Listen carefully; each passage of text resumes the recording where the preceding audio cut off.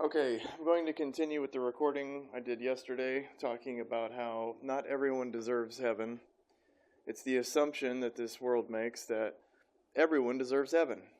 And no, they don't. Jesus actually makes this very clear when he teaches. He says, if you're not willing to let go of this world, basically, if you're not willing to let go of your ancestors, your father, your mother for me, then you don't deserve me. And what he's basically saying in that part is, if you would rather choose this world over heaven, then this is where your bed is made. But if you choose heaven, then that is where your bed is made. Not everyone deserves heaven. It would be wrong, even unfair, to give heaven to people who don't deserve it. If this world was a paradise, how fair would it be that the Stalins and Hitlers of the world got to live in a paradise? Now, it's more fitting that they got to live in a world full of ticks and disease and rattlesnakes and just this horrible, difficult world because they were difficult people.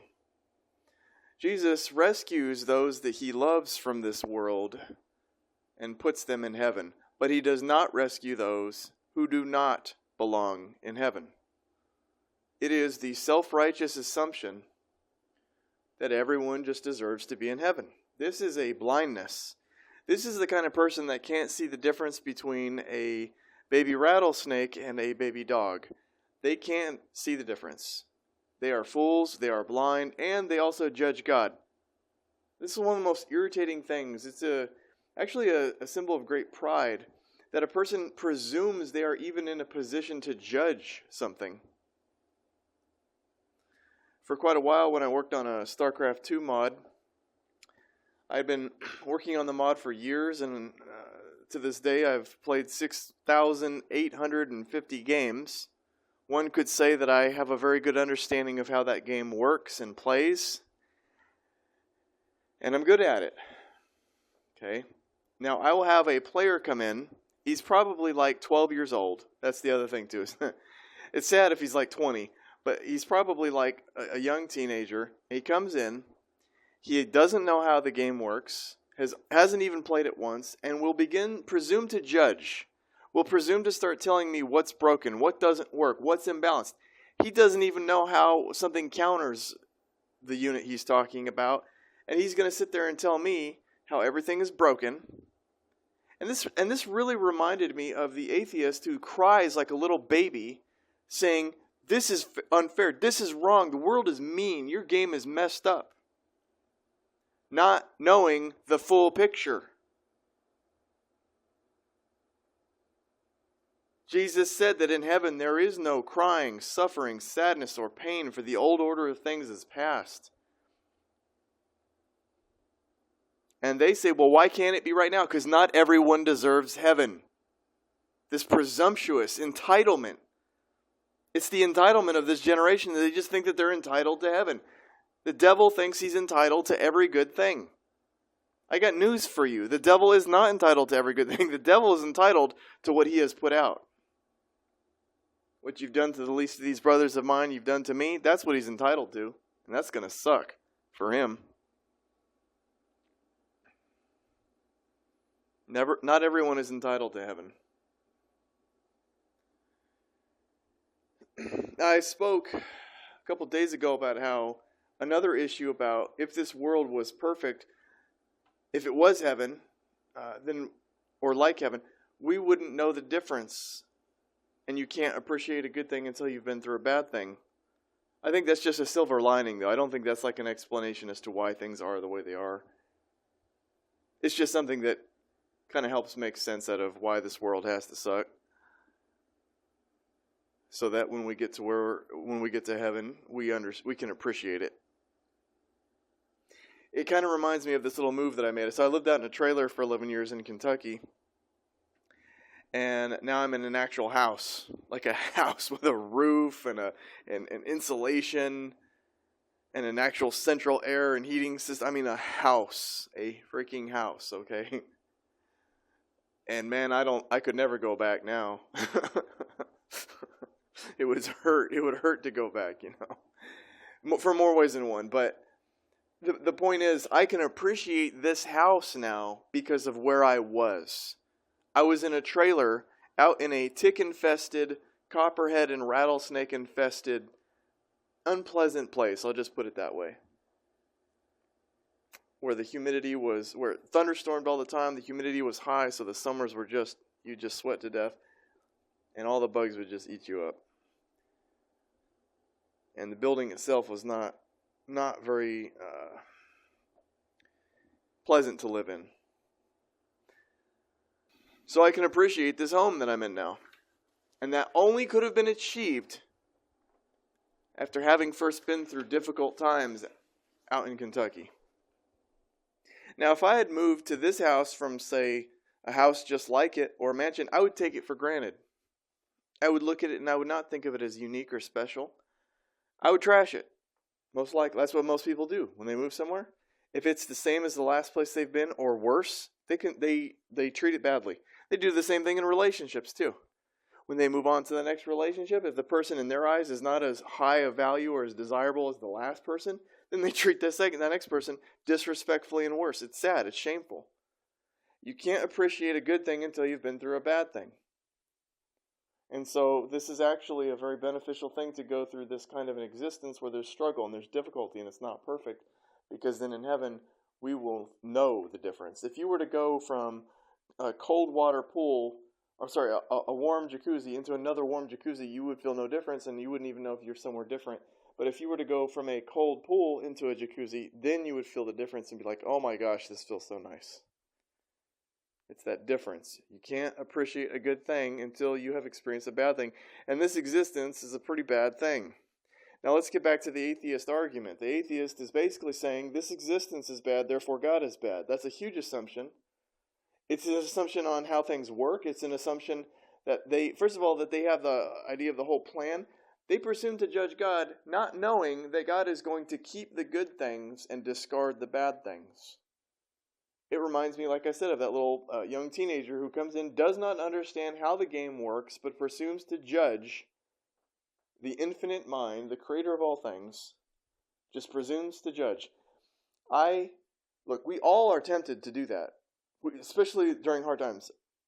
But whenever I feel like I'm going down that path, I catch myself and stop and say, listen, I am a little advanced ape on this little speck of dust. Who am I to presume? I always catch myself. Another thing that's interesting is, the reason why I dislike atheism so much is because it's based on lots of foolish assumptions.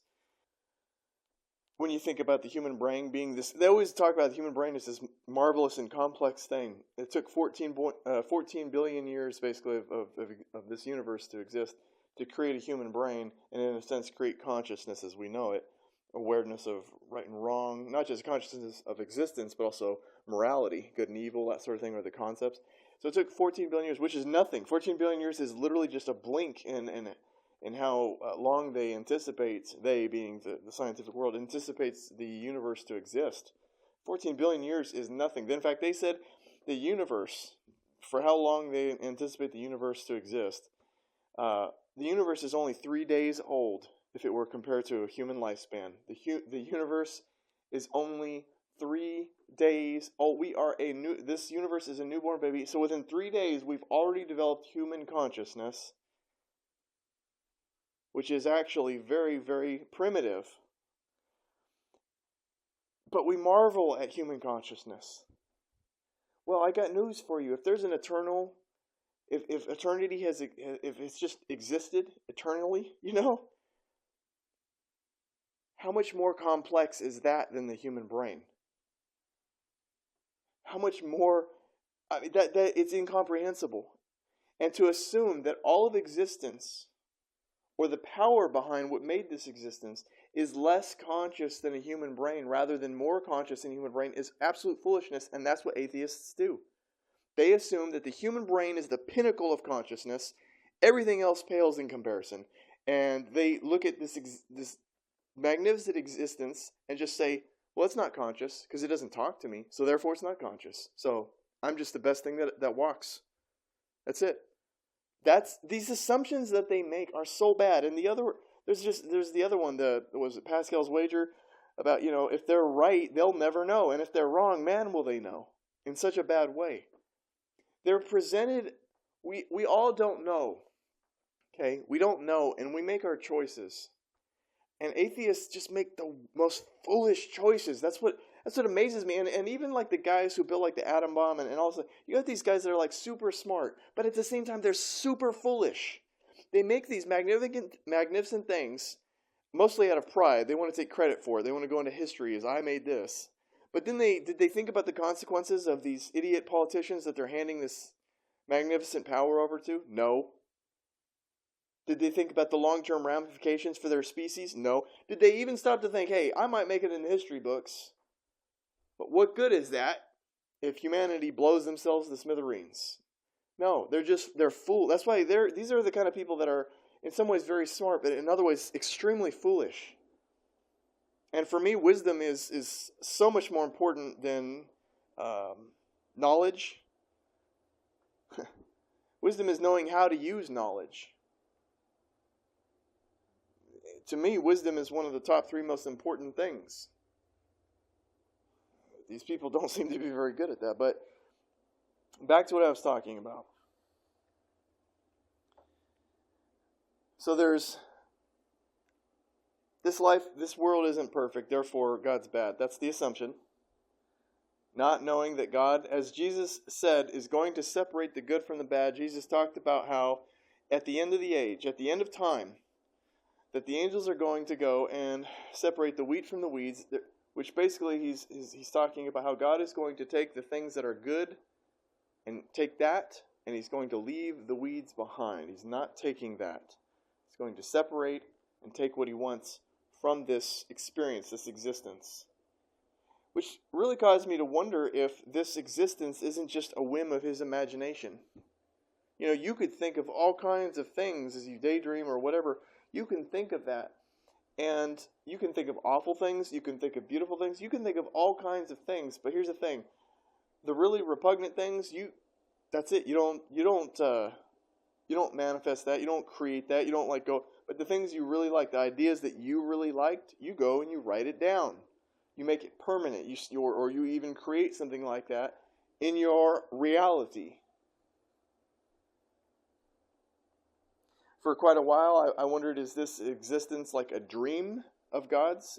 Are we all in his dream, and he was the dreamer, and he came into the world as Jesus?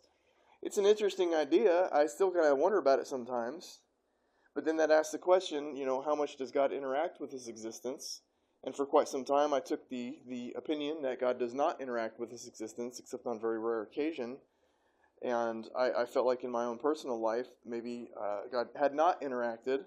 And it was just me, looking at events and saying, oh, I think God interacted. After this recent thing, after losing Toby, my last dog of 16 and a half years, and after all the events that played out, I am having a harder time believing that God does not answer prayers or that God does not interact with us. I actually do think that he does. But I know I'm getting ahead of myself. For those that are atheists in the audience, I'm talking about things that are many steps ahead. I'm just trying to let me get back to where I was talking about, back where we don't know either way. Okay, but I'll get to that later about the whole does God interact with this thing.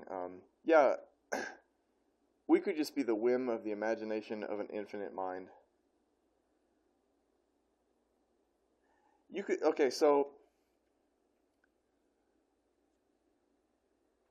he imagines infinite things, all possible things are inevitable, but he only keeps some things.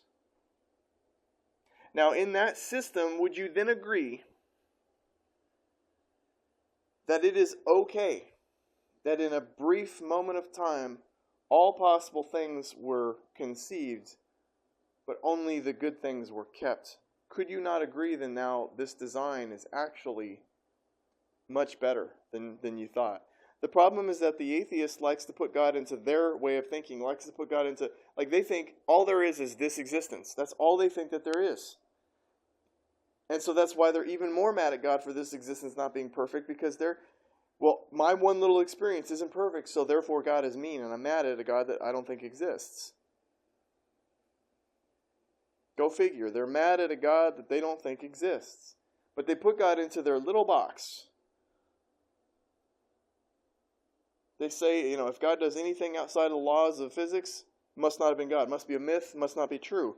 They are putting God into a box. In the same way that religious people would put God into a box in terms of, I spoke about this days ago, about how God can forgive whoever he wants. And that, for some religious people, that kills them. They're like, no. They're like, he has to follow rules.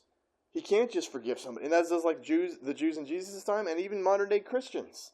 They have a hard time believing that, people at different parts of the world who never had an opportunity to know, to hear about Jesus or anything like that, they have a hard time believing that God possibly reached out to them in his own way. And that's God's business. That's not your business. And that God could forgive whoever he wants, however he wants. He doesn't answer to anybody. If there's someone over in China 3,000 years ago that God had mercy on and loved, he can forgive that person. And that person can be in heaven, even though he never heard about Jesus. Because God can forgive whoever he wants. Religious people have a hard time accepting God's ability to do what he wants in terms of like right and wrong. And atheists have a hard time accepting God's ability to not be subject to the laws of nature, or physics as they call it. He can do what he wants. Jesus dies on a cross, and 3 days later he rises from the dead. That defies everything that we know. And not just about physics, but just everything. It makes you wonder, is this existence like a simulator kind of thing, And he has admin rights. And that's another thing I want to talk about. Is atheists will get you focused on, this world is uncomfortable, therefore God is mean. That does not take away from the fact that history shows that a man rose from the dead. History would not look the way it did if he did not rise from the dead. The martyrs would have never gone, there would never be martyrs. The Jewish culture would have never changed. Christianity would have never started. Nobody would have died on the cross for a man who did not rise from the dead. The very big birth of the Christian church is the giant clue that Jesus rose from the dead.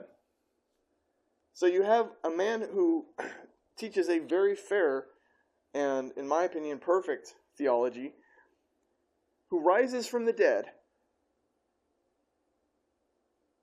It sounds like the grammar is wrong. Raises?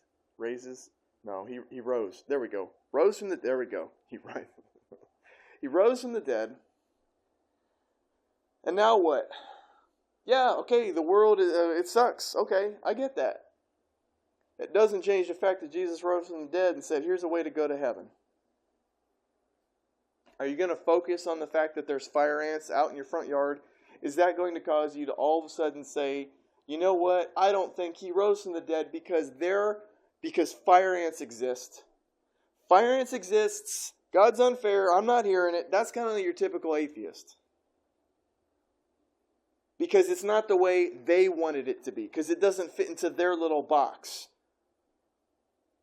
It is pride and foolishness combined. And like I said, I've seen this in other aspects of life.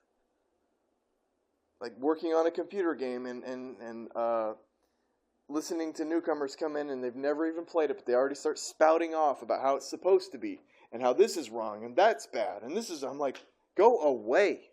Just go away. You are a fool and a clown. Go away. And another mark of a fool is they generally don't know that they're a fool. There is no little voice inside their head saying, hey, you know what? I'm not all-knowing. Like I was saying earlier, a lot of times if I feel tempted to start wanting to judge God or act like I know everything, I will step back and remind myself of my insignificance. It's very helpful. But some people don't go through that process. I think it's because they really, on some level, think that they are God, and they just have this feeling like they should not have to go through a checks and balance, or they don't have to answer to anybody. There's nothing greater than me, is what they're thinking in their mind. Wrong, bud. You are one of billions of human beings on a little tiny speck in this universe. Embrace your insignificance. Have a spoonful of humility. This is actually even talked about in the book of Job. I'm not a huge Old Testament fan, but I will point out give credit where credit is due. Job asks, why all the suffering and all this? And the answer I always thought was kind of calloused, but I get it now. The answer was, did you build the world? Were you there at the building of the foundation of the world? Do you understand how it all works? No, you don't. Because what was Job doing during that season? He was judging God in a sense. He was talking about, he was mad at God because of how unfair he thinks it is, because he thinks it should be one way, but God has it another. And this really highlights pride and foolishness when a person starts to do this. So I think that the response is actually, to many on the surface it seems kind of calloused, but the response that he got actually with more time to reflect upon it makes me think that maybe he did get a divine response. He got an answer that actually kind of cut to the chase many steps ahead without him realizing it. Who are you to judge God? Jesus rose from the dead. He died. For those who don't know, he died one of the worst ways a guy could die. So it's not like he didn't know what physical pain was. They say he was about 33 years old, so it's not like he got to live a long and pleasurable life. In fact, he did not have a pleasurable life. His life was not pleasant.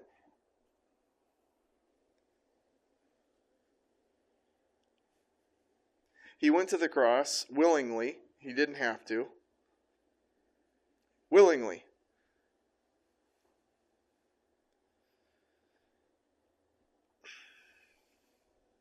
And so, I want you to, let's imagine that. Let's sit down. Let's say you're in a room and this atheist is sitting across the table from a man who has a crown of thorns and blood going down the side of his head with holes in his hands after he just went through hell. Okay? And this man who, I don't know, his family member passed away from cancer, is now bickering to Jesus saying, this world is tough, you're mean. And he's just looking at him like, well, this is awkward. You don't think that I don't know this world is tough? His blood is literally going down the side of his face.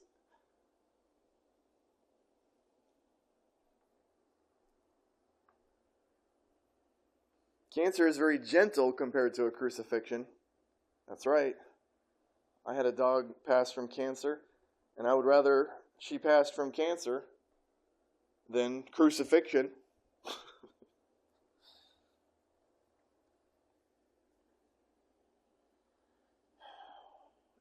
They may as well just start asking stupid questions like, why can't we just all live forever in this world?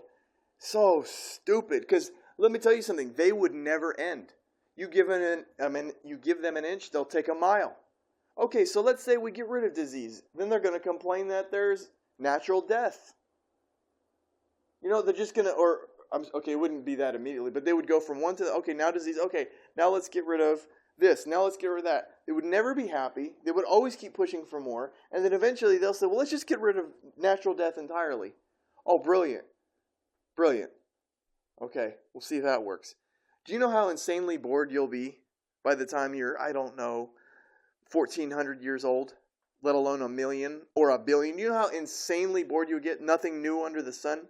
Our minds are not able to live that long. We would go bored.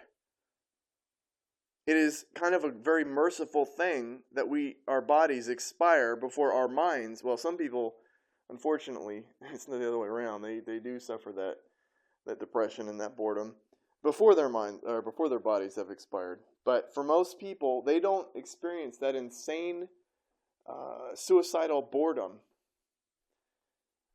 They don't get to experience that. But if you were alive long enough, you would. Your brain, our psyche is not capable of living that long. To me, the most painful punishment would be forced to stay alive in this world for millions of years in like a stasis, some kind of like a tube or something like like if you were in a cryosleep. Say your ship was traveling near the speed of light and you were awake during that whole voyage, just stuck there with your thoughts. There were times in winter when I was out in Kentucky where the power went out, and this was when you get about maybe 6 or 7 hours of daylight a day, or at least it felt that way. The sun came up very late in the day, and then it went down very early, and very little amount of time with light. And there were 3.5 days one time where there was no power, so I had no light and no warmth for 3.5 days. And it was just me and the dogs, and it was tough. And I remember the insanity of I had this little candle going. It wasn't bright enough to even read anything. And I had to stay so wrapped up under blankets for so long because I had a very limited amount of propane, and I didn't know how long this was going to last. It was going to be indefinitely. My neighbor, he told me that there have been times where it was like this for weeks because my main heating was electric, and so I had just 20 hours of propane, and I also thought because my food was so low, I might have to start cooking some of the chicken I have on this propane. So I didn't use it for heat anymore, and that house got cold, and I laid in that house under all of my sheets, all of my blankets and all that stuff, to stay warm. And to buy time, and to just lay there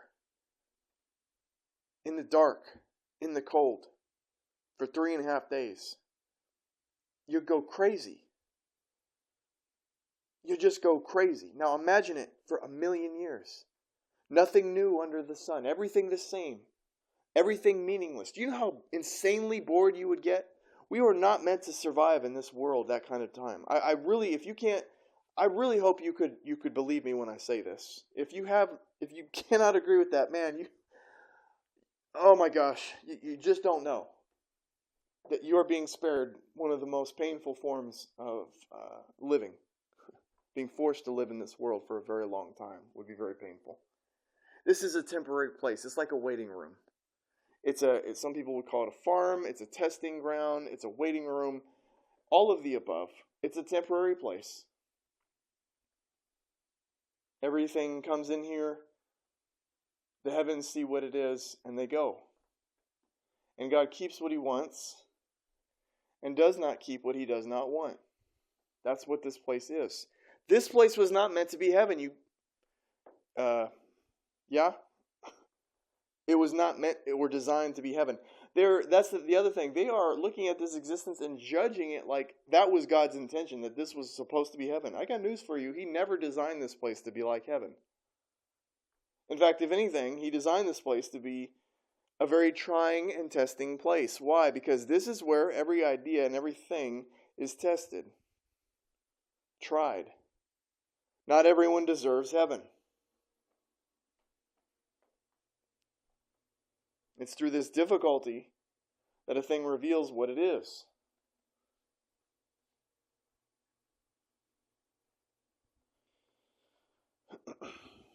Does the thing step on his brother and sister and commit adultery and steal from others and take from others and step on everything like he's a cancer to the body, like a giant tumor that takes resources from the body only for itself, like a lot of these billionaires?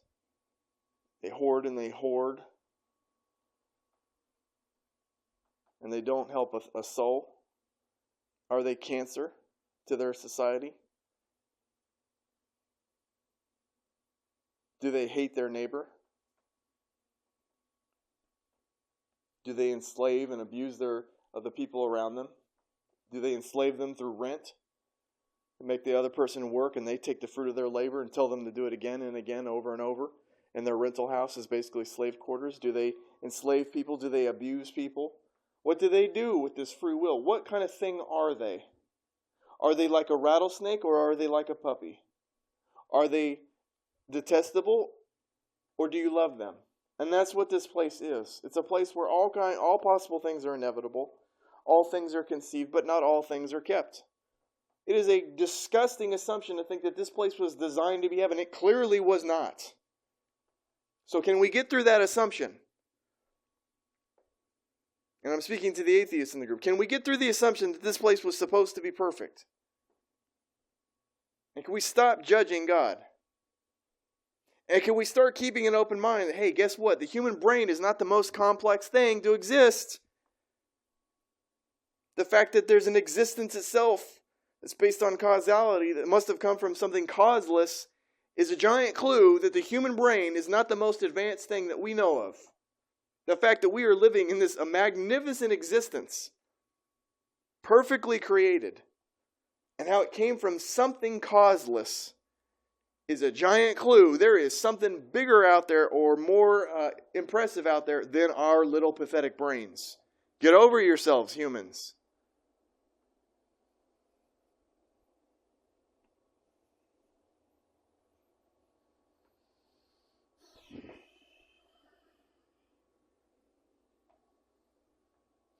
Jesus told us that when we pray, we should pray that God's will be done on earth as it is in heaven, implying that God's will is not being done on earth as it is in heaven. If God's will was being done in this world, he would not have to tell us to pray that God's will be done in this world as it is in heaven. So again, this was not created to be heaven.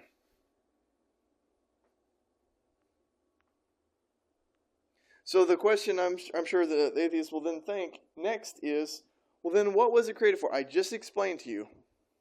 This is a place where all kinds of random ideas are formed. Some are kept and taken, some are not. This is like and even through Jesus' own parables, this is like a farm with different areas of soil. The seed falls in some areas. The thorns choke some out. Others, there's not enough place for root.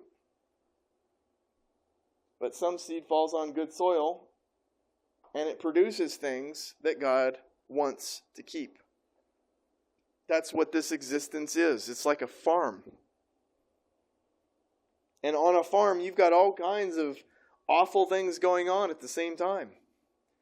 You've got rodents eating up your plants. You've got ticks and all kinds of pesky just insects. It's just got all kinds of things. There's good things and bad things. There's soil that produces no fruit, and there's soil that does produce fruit, which is, like I said, there's good things and there's bad things. This is not heaven. I hate to break that to you. I don't know who told you it was supposed to be.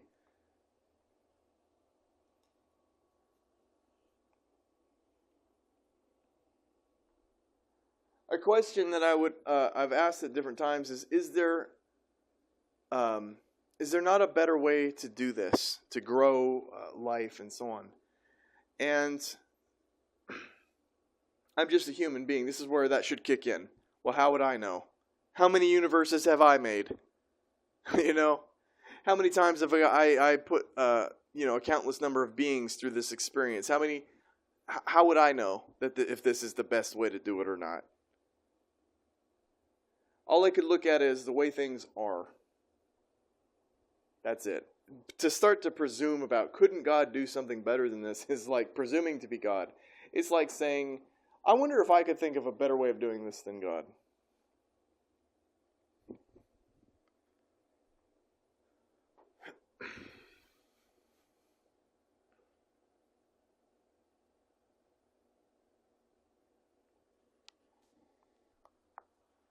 But I digress. I'm getting off subject here. I like to focus on what we know and what we're sure of and what's in front of us. We have history that shows that a peasant somehow became the world's most important man. Yeah, somehow was his resurrection. He talked about how there is a heaven. That got my ears perked. There is a heaven, meaning there is a place that is actually perfect, and that not many go there, but some do. And the man who spoke about all this rose from the dead. And that is for our ability or for our benefit, so that we can at least not feel like crazy fools to believe that what that man said was true. That man's name is Jesus. I'm just kind of trying to be more objective by not giving names here. He spoke about heaven, that there is a heaven. He said that in eternity we're given new bodies like that of the angels, and angels are eternal things. They don't perish. There's no beginning or end. He said bodies like that of the angels. And it's in an existence where there is no suffering, sadness, crying, or pain. There's no disease. There's none of that stuff. That's what he told us. He could have told us all kinds of things. Be so grateful that God is who he is. He could have come here told us all kind of nightmare ideas. He could have told us that heaven is hell, that it is a place of just constant suffering for those who have done good, constant suffering for those who are faithful, constant suffering for those. He could have come and said that. He said that no, that's reserved for people who have been wicked, who have been proud and foolish, and spat on heaven, and spat on God, and had nothing to do with God. He said that's where they're going. And to be more accurate, he said that he's going to tell them before sending them away that what you've done to others, you've done to me. And he's going to allow them to feel everything that they have experienced, that they've caused other people to experience, and they will weep. And that's where they're going to be. And it's fair. But for those who have forgiveness, they'll be in heaven. Jesus talked about these things and he rose from the dead. I like to focus on just this kind of stuff because I think that getting off on the subject of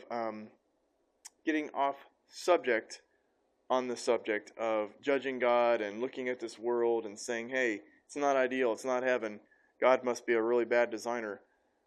I think that those are all distractions. Every now and then, like I said, I wouldn't be talking about this if I hadn't been personally thinking about it this past week. So I did want to... I feel like I'm done thinking about it for this week, and so this is a conclusion message on the subject. It's a distraction. It's not going to change the way this existence is, but let's focus on what Jesus talked about and going to heaven, because that, to me, is beneficial. Most of my loved ones are in heaven now, and I'm just out here in the middle of nowhere, and more and more of my heart, my pie chart of my heart is in heaven. And so that's my focus. I'm not going to sit here and wallow around in the mud and ask, why is there mud and what? Waste of time. Waste of time. And why aren't atheists like sitting there debating about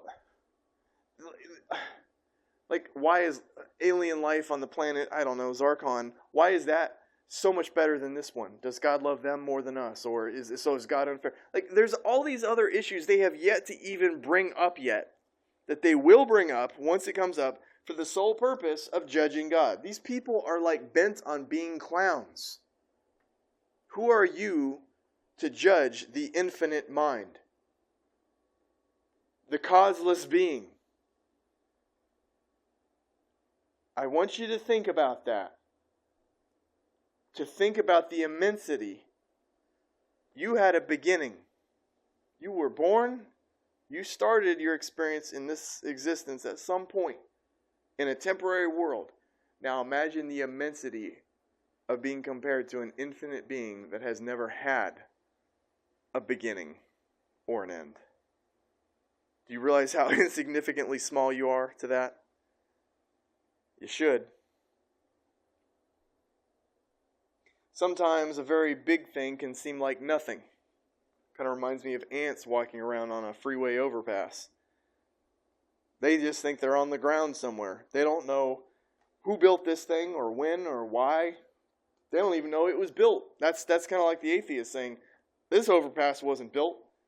It's just always been here. Yeah, in a world of causality that always requires something to come before it. They say that this freeway overpass, it's just always been here. Nobody built this thing. Just, focus on getting these sugar cubes back to the hive. Bees. Bees have hives, man. This is a line from Aliens I'm quoting. Anybody who...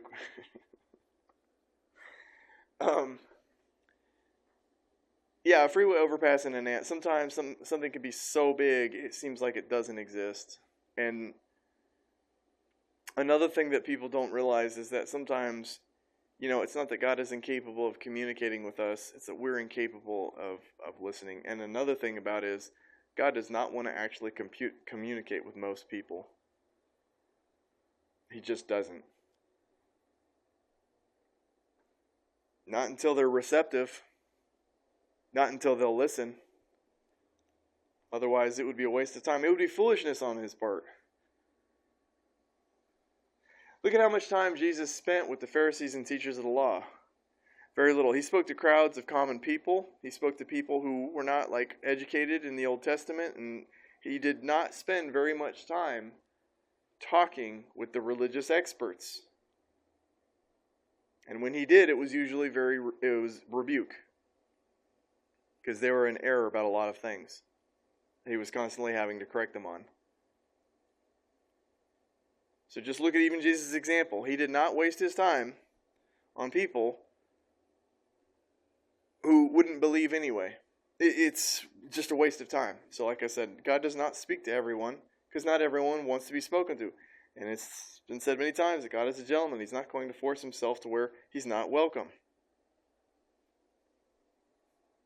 That's another thing that a lot of atheists like to say. They've never heard God.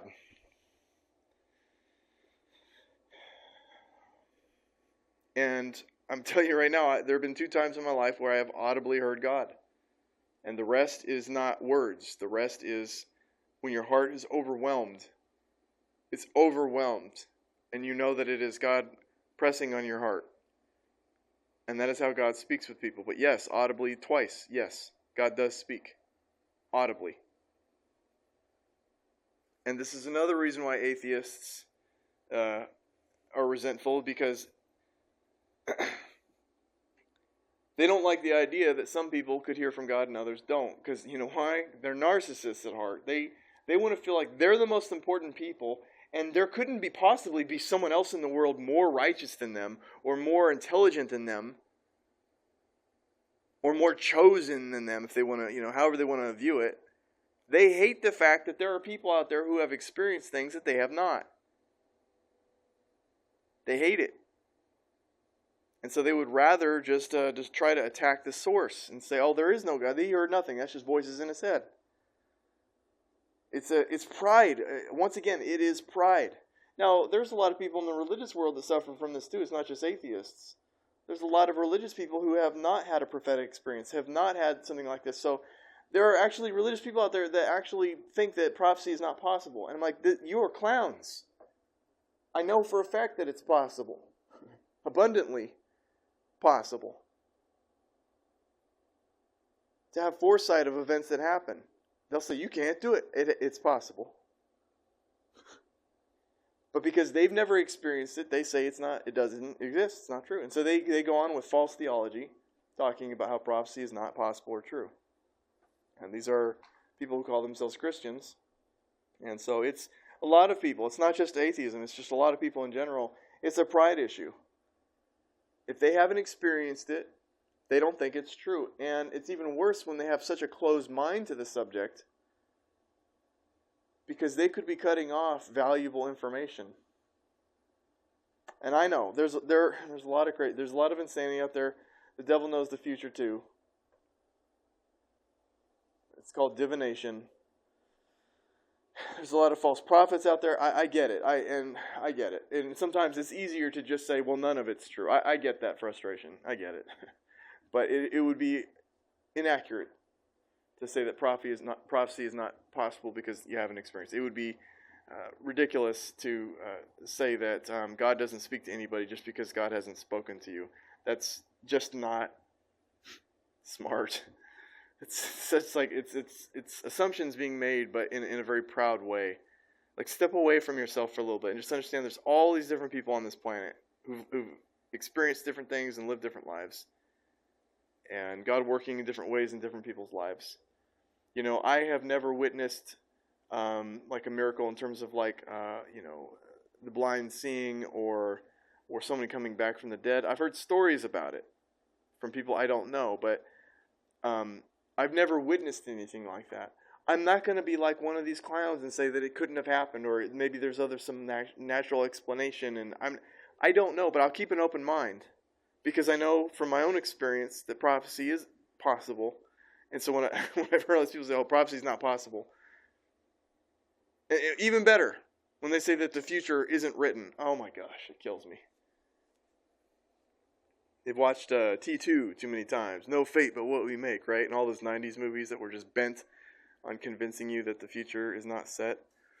I did a recording about this a couple days ago where I really get into this whole thing. And like I said, if you can convince me that the past is not set, then and only then can you begin to convince me that the future is not set. But a ball rolling down a straw, following the laws that it's under, is going to roll down that straw, and that's all existence. Even though you can't, it gets more and more complex. Still, everything is just a ball, or I should say, a marble rolling down a tube. It's all of existence, which then begins to challenge the whole concept of free will, and I talked about that. Anyway, it's just, I think, very foolish to just assume, just because you haven't experienced it, that it must not be true. Who does? I don't do that. I genuinely keep an open mind for all kinds of things, when people are talking about UFO stuff and all this stuff, I do keep open mind, but I also ask hard questions.